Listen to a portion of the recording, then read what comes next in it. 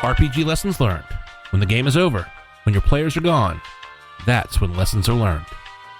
We are at RPGLL Podcast on Twitter, Instagram, and Facebook, rpgllpodcast at gmail.com, and check us out online at rpglessonslearned.com.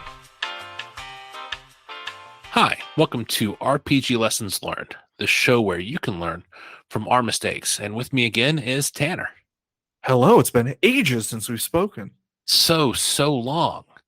Behind the scenes fun fact, we're recording this episode mere minutes after the last one. So, in our journey of one-shots, we started with Scarlet Heroes. But coming off Scarlet Heroes, we were like, hey, we should do a one-page system next. And you had one in mind that you were really interested in. Yeah, so this game is called Bloodstone. We're gonna link the author and the page on itch for this game.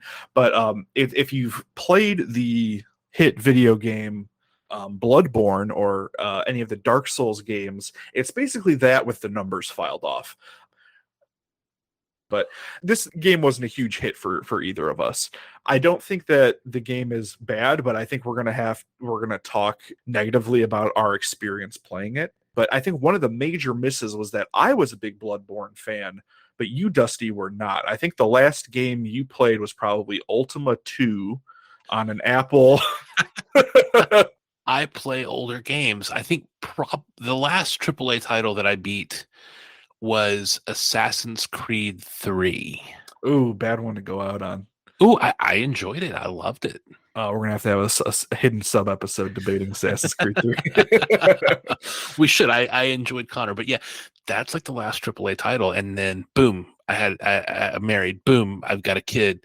Boom, my career kind of takes off. And I go from being an individual contributor to like managing processes and teams and people. And suddenly video gaming wasn't a thing. So yeah, I completely missed Bloodborne. I've completely missed the Dark Souls stuff.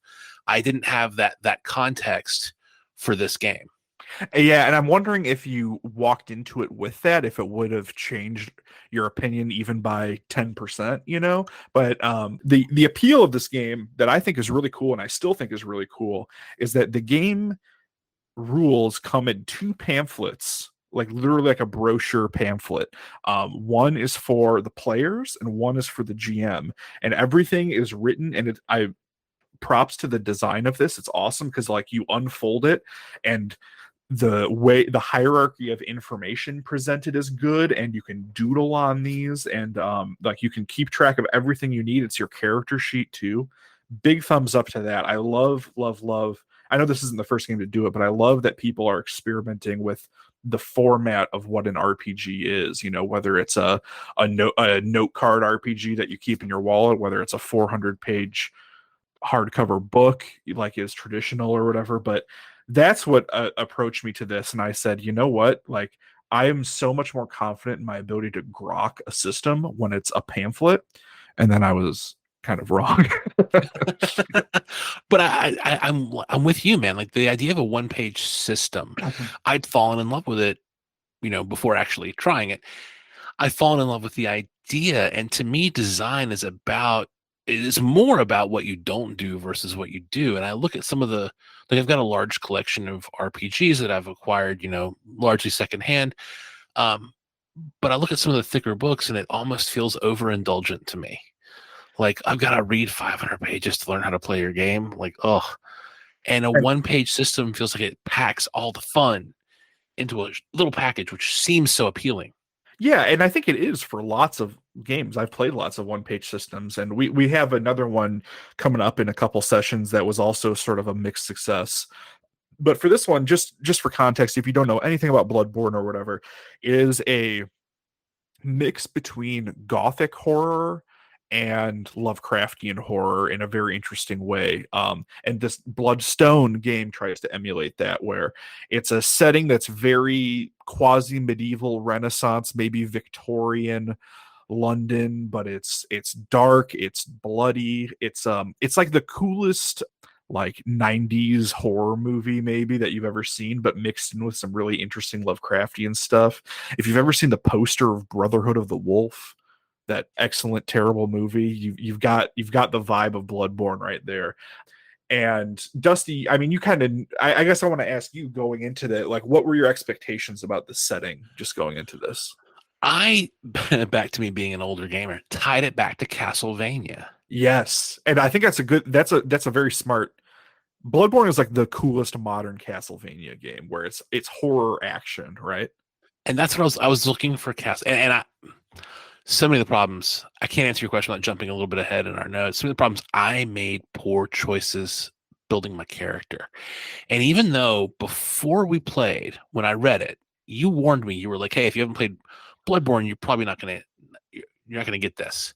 But when I looked at it, I was like, okay, well, it's Castlevania. I get that. But despite the fact that I recognized that it was Castlevania, I chose to build a character that was a noble scion, and I chose the one thing that there's a what do you remember, and you can pick one of three options, and I chose the one option that gives you 1 out of 3 points in prowess and fighting. It was the only option that gave me 2 wit. Yeah. And I thought in a one-on-one game, because this game is advertised as like 2 to 5 players. Yes. Yeah. I want to throw out a big caveat that I think a lot of our issues with this game, maybe not a lot in all, but like this game is not advertised as a one-on-one game. So I was trying to hack to make it work. And I think that the wheels fell off a little bit. And that is not the system's fault. Yeah. I walked into a Castlevania game having knowingly selected completely combat ineffective characters, and I expected to have a good time. And that's on me. Yeah.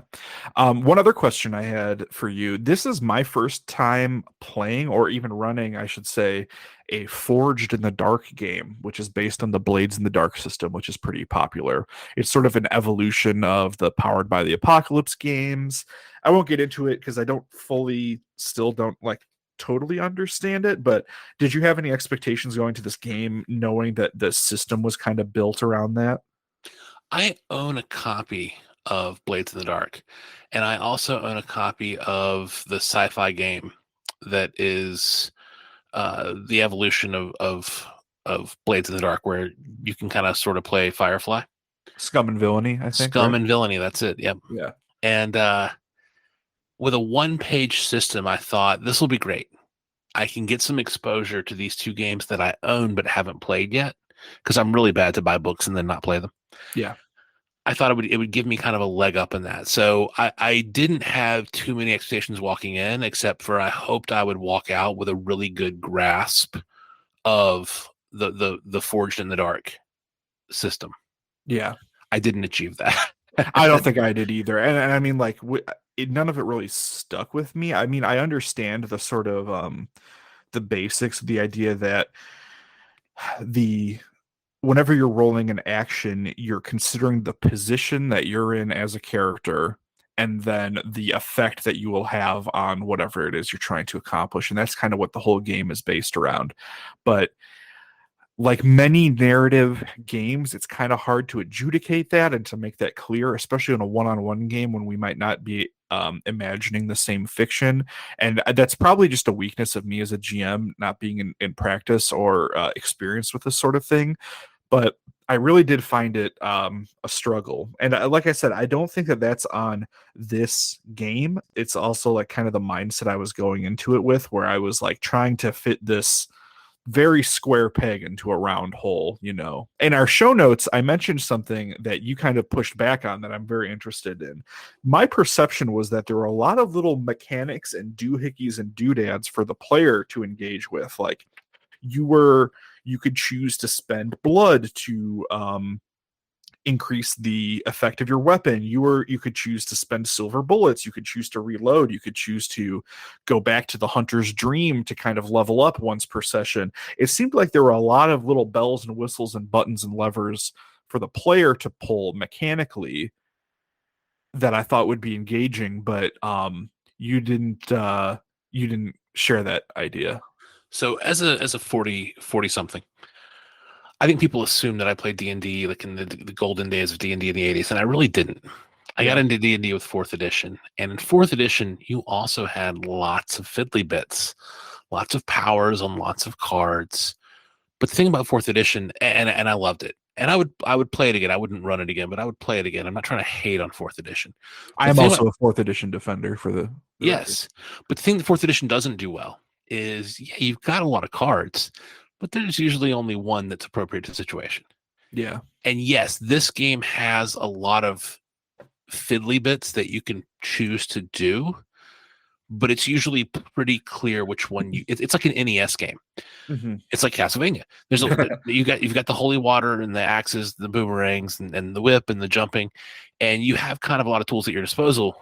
But the way Castlevania is laid out, there's a specific jump and a specific action, and you got to throw the holy water looking for the secret path. Yeah, there's kind of a lot of stuff you can do, but only one right thing you can do is what it felt like to me. Yeah, and one thing about like sort of tactical decisions like that, I'm wondering if that's a consequence of playing one-on-one as well, because your example of fourth edition D&D, I think that game shines when you're like, oh, I can use this move and I can push this guy, then that would put him in range of your fireball, and then you can use that, and then he'll be bad at the save, so the ranger can do this thing on him. And that's, I think, where the game kind of comes together, and that's where a board game like Gloomhaven is really strong too. So I'm wondering if it's because you had no one to tactically connive with, scheme with, maybe, that maybe those options didn't feel as present or as interesting. The reason I think it demanded other players wasn't the tactics, because there's not a ton of like positioning and tactics. There's no positioning, in fact. The reason I think this needed other players was the countdown clock went by so fast. This game is dependent on like three other players acting in the same turn. We should be doing three times as much damage to the monsters before the ticks on the clock go by, and there's no way I'm going to make it in time. Yeah, so just to provide some context mechanically, the game has a mechanic where basically on a failure roll, as a consequence, you can advance the clock, and when the clock hits midnight, the big bad appears and he tries to kill you. Um, Spoiler alert, we didn't get that far even, but the threat of a clock is even just as powerful as the clock. You're right. So, but what you were saying is that, you only having one action to make to try to affect the world or overcome an obstacle or kill a bad guy, if I impose a clock advancement on that, that feels so much more harsh because you had one chance to do anything rather than the whole party having a chance to do something, right? And your thing about decision making, if we want to talk about sort of macro structure, and I didn't actually think of this, but this is actually like another interesting thing, kind of what we talked about last time with dungeon design. The game tells you to basically make a flow chart of 5 to 6 locations and to connect them secretly or non-secretly. So I've shared my notes with Dusty since we've played. So like once you were at the Abbot's Wharf, you could either go through the potter's shop to the kiln, or you could go up the steps to the Tower of Ash. Those were your two choices, right? And you didn't really have intel on which one was necessarily optimal or better or would get you closer to your goal, which I think is maybe a weakness. But on the other hand, I can see people defending this and saying, well, Bloodborne, the video game, is confusing. It's disorienting. It's it's meant to be sort of opaque and impenetrable. But in Bloodborne, if you die 5 times, it's not a game over, right? You can try and try as much as you want. So I don't know. Did you feel like that when it came to the actual structure of the scenario as well? I had this misapprehension or misunderstanding that the tower was going to be the place where the big bad was, because when we started in the garden outside the gate, Yep. I could see the tower in the distance. And when you said you could see the tower in the distance, I'm like, oh, okay, that's where I'm going. Yeah.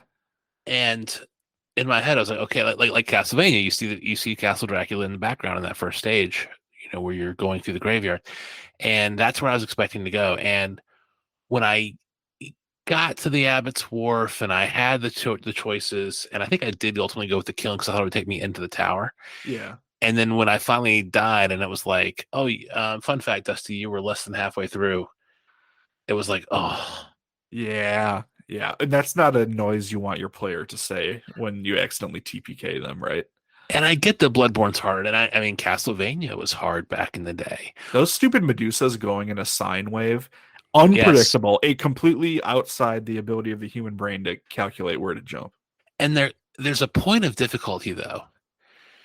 They talk about this in video games where if you ramp up the difficulty slowly throughout the game, so that if you start on the last level, you're screwed. Right, But if you work your way through and you build up your skills and you build this, there's a ramp up where it stays fun, and then there's a ramp up where you just kind of throw your hands up and you go, "Well, f this." right. And this hit the well f this for me. Yeah, yeah. Um, yeah, I don't have anything to disagree with that. One thing before we kind of talk about your quote unquote TPK is the setting. So the setting in Bloodborne is the city of Yarnum, which is this terrible version of Prague. But in this, the setting is Helluweir, and you're allowed to make it whatever kind of thing you did. So what did you think about? I'm not experienced running horror like um something truly oppressive. Did you feel like I did a good job setting the tone or anything? I feel like you and I had talked about this, but I feel like I kind of defer to gross out horror a lot, and I don't know if that's a strength or a weakness that I do that all the time. But I was just curious, like as a player in a session that was nominally a horror session, like what did you think about my ability to do that? I grew up in the '80s with '80s movies and '80s horror, which I mean, there was a lot of gross out stuff. I could describe scene after scene in movies where like monsters blow up or people get liquefied or whatever. And Yeah, having grown up with that experience of horror, everything you did seemed in line. Like I saw in the notes that was it a creative issue that gross out horror is kind of a recurring theme for you? And I guess not, because of the era of horror movie that I grew up with, where I didn't even really notice. okay, But the setting I did really like. It's a shame we didn't have fun with this because as a technical writer, my degree is in English, specifically in technical writing. As a technical writer, this is an excellent document. yeah. And I know I've written documents as a technical writer for work, not for gaming, that people don't engage with correctly. And then they have a bad experience with it. And then they're done with that document. And it's heartbreaking. Yeah. It's heartbreaking. And I'm a little heartbroken for this author that we didn't have a great experience with their work. But having said that, the setting I thought was really fun. The character creation was interesting and evocative, and the character the awakening is what the character creation section is called, and it evokes the world. And you did a great job of evoking the world, and I expected Castlevania before we started playing, but then when we started playing, because I was part of this whole like team of hunters and I could go back to the hunter's lair and kind of gear up, and I ran into another fellow hunter, it wound up really feeling like Underworld to me. And roll your eyes at me if you like, listener at home, but I really enjoyed the Underworld series. Yeah, The good, we should come out and say that we are both defenders of fourth edition D&D and the Underworld saga. We both yes. enjoy them. So as a fan of Underworld, like I had a good time with that, and that one hunter that I encountered on the stairs, where she had previously been attempting to take this evil on, or this issue on, that was fun. There was so much here that could have worked. I really think that we could have fixed this if I had chosen the high prowess build, and if maybe I had either run two characters or had maybe twice as many moves or something to make up for the Right. lack of another character. Yeah. I'm definitely not swearing off the system. I would still like to try and play it with a group of Bloodborne fans, a group I should say, because I think it would be a better experience than what we had. Again, I'm trying to fit a square peg into a round hole here. And we neither of us had played this system or anything, so I'm not like poo-pooing either of us on this. Like Oh yeah. we tried something out and it didn't work, and it had ended in a TPK, which means in a one-on-one game that means you died. And you can't love every session. You have to have some misses. If you don't have misses, I think there's a school of thought where you get good enough where you stop having misses. And I think I have a different school of thought, which is if you don't have misses, you're not stretching yourself. Absolutely. Yeah. You're not trying new things. This was a new thing for both of us, Yeah. definitely. And I think this new thing would make me better at other new things. Despite the fact that I think it could be so good, and I would give advice to others running it to make some different choices. Because of my bad experience, I also don't think I'm terribly interested in giving it a second shot myself because Sure. there's so many other fish in the sea as far as games go. Absolutely. Yeah. It's a hard market, right? Yep. Um, but yeah, I mean, in a one-on-one game, when you go down, there's no unconscious, you're dead. There's no one else to help you out, right? And slight spoiler, I don't think we had a TPK, so to speak, in any other games that we played, right? We Not got close, but We've gotten close. Yeah, you were close to dying in a game that I ran, and I was close to dying in a game that you ran, where it was like, whew, yeah, um, barely made some rolls to get out of that. But this was a TPK, and I'll be honest, Tanner, we when were both when it happened, we were both like, yeah, okay. yep, yep, that's over with. Yeah. Because I could see in your face you were like maybe, and I'm like no, and you were like no, it's over. Yeah. Yeah, like I said, I don't want to I this is a like you said, this is an awesome technical document. I applaud the guy for making this. I do want to play it again with some Bloodborne fans and a group of them. Yeah, and I think I saw on the store page for this that they were planning on releasing an expansion of some sort. So I would definitely be interested in checking that out. And I think you should go on itch and you should take risks on small indie RPGs that maybe aren't necessarily in your wheelhouse. Sometimes they're hits, sometimes they're misses. But I think that you should support these creators who are trying to do new and cool things and stretch your own legs a little bit too. Absolutely.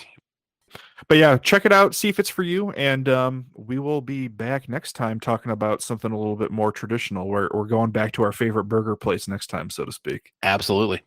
All right. Thank you for listening. People call them postmortems, evaluations, appraisals, reviews, retrospectives. We call them lessons learned, and we're sharing ours with you.